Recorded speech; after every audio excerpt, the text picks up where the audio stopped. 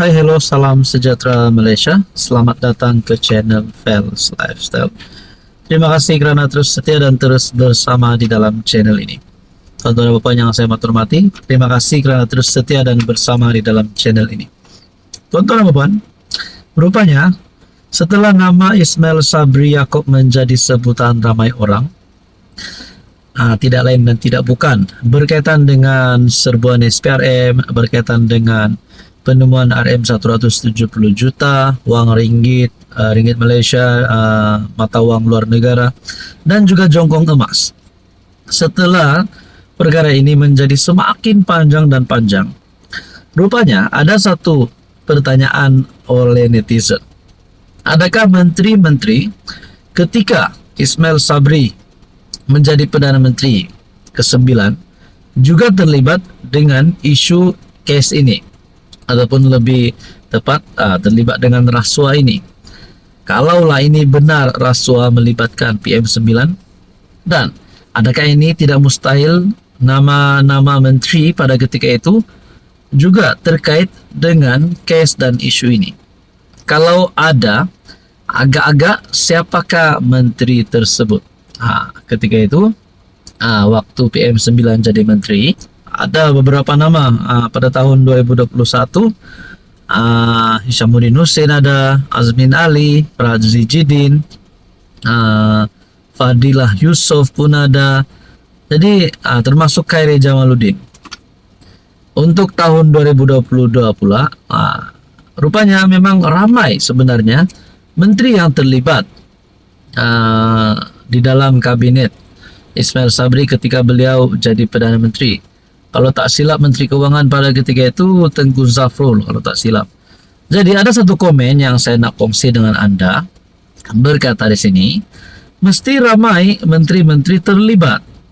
Mereka mesti gotong royong RM 700 juta itu SPRM, korek bagi habis maklumat dari Mael Lambung.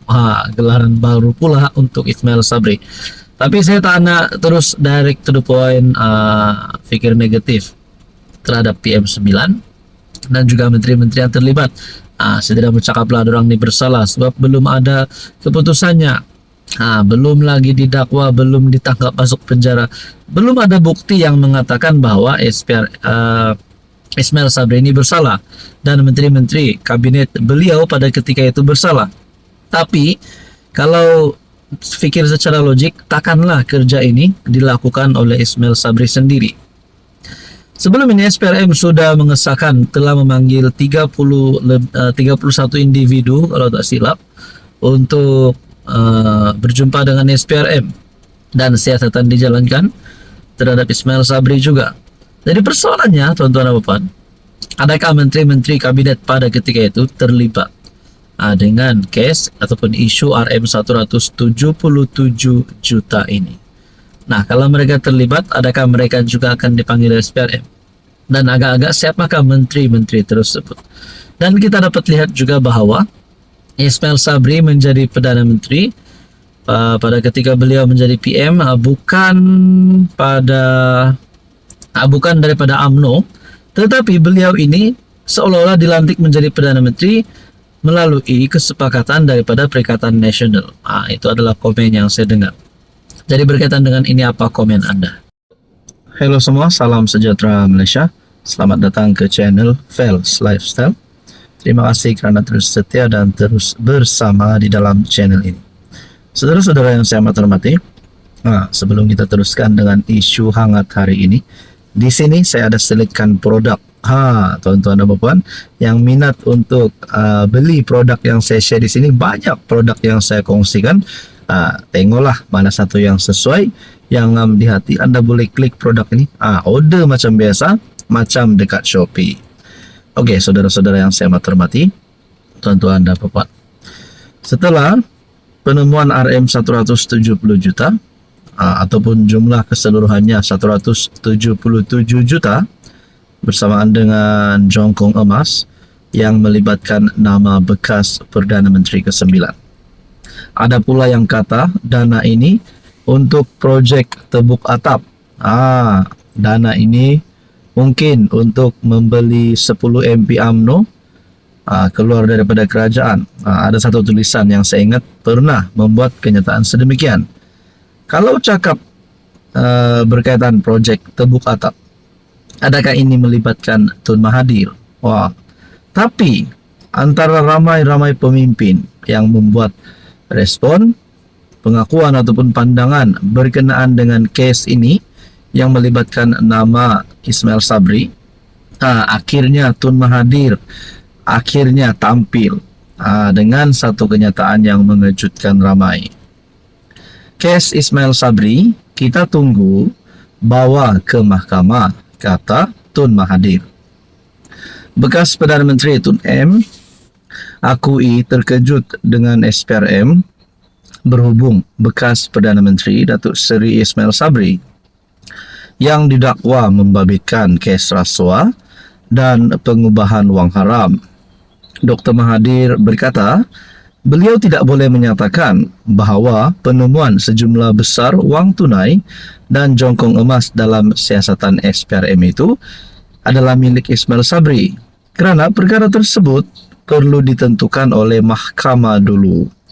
Isu seperti ini kita biasanya pergi ke mahkamah dan pihak pendakwa akan membuat tuduhan dan pihak yang dituduh berhak untuk menjelaskan.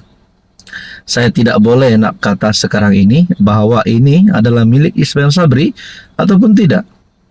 Kita tunggulah bawa ke mahkamah, kita dengar apa sebenarnya yang berlaku. Menurut Tun Mahathir, siasatan SPRM terhadap Ismail Sabri berkaitan dengan perbelanjaan serta perolehan dana bagi kempen promosi keluarga Malaysia sewaktu pentadbirannya sebagai Perdana Menteri. Setakat ini SPRM merekodkan keterangan daripada 31 individu serta membekukan 13 akaun bank yang dianggarkan berjumlah RM2 juta.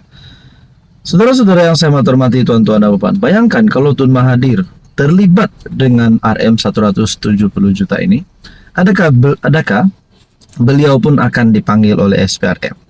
Dan kita lihat di sini kenyataan Tun Mahathir seolah-olah sedang membela Ismail Sabri Yaakob.